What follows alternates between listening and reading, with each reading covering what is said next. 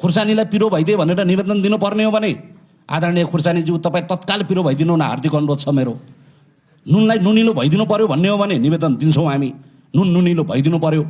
होइन भने पढेर लेखेर लोकसेवा पास गरेर तालिम गरेर टक्क ढाकाटुपी लगाएर आएका साथीभाइहरूले देश डुबाउनु भएन। मेरो स्पष्ट कुरा छ यसमा।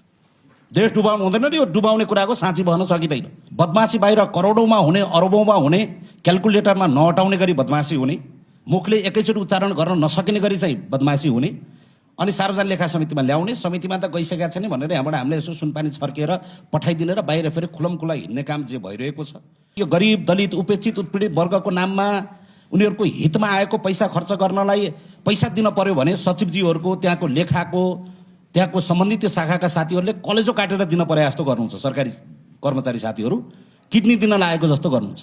जे हितमा कार्यक्रम हुँदैछ त्यो हितको त्यो चाहिँ उनीहरूको हितमा हुने कार्यक्रमको लागि कहीँ कतै खर्च गरेको त्यो पैसा फ्रिज भएर जान्छ। धन्यवाद छ सभापतिज्यूलाई, माननीय मन्त्रीज्यू, सम्पूर्ण सदस्यज्यूहरू, सञ्चारकर्मी मित्रहरू। अब यो जे निवेदनमाथि हामीले छलफल गरिरहेका छौँ, यो धेरै लामो, योभन्दा पनि धेरै पहिलाको एउटा जीर्ण रोगको बारेमा हामीले छलफल गरिरहेका छौँ। यसरी सुधारगृह हितका संरचनाहरू, चाहे त्यो दलितको, महिलाको, वृद्धको, बालबालिकाको सन्दर्भमा यो त एउटा नमुना मात्रै हो भन्ने चाहिँ मेरो बुझाइ छ। आज जे एकजना सञ्चारकर्मी मित्रले जे एकजना रिपोर्ट यहाँ दिनुभयो र एउटा उजुरी दिनुभयो, यो त एउटा सामान्य एउटा प्रतिनिधिमूलक एउटा घटना मात्रै हो। यो विषयमा धेरै भनिएको छ, स्पष्ट काम भयो भनेर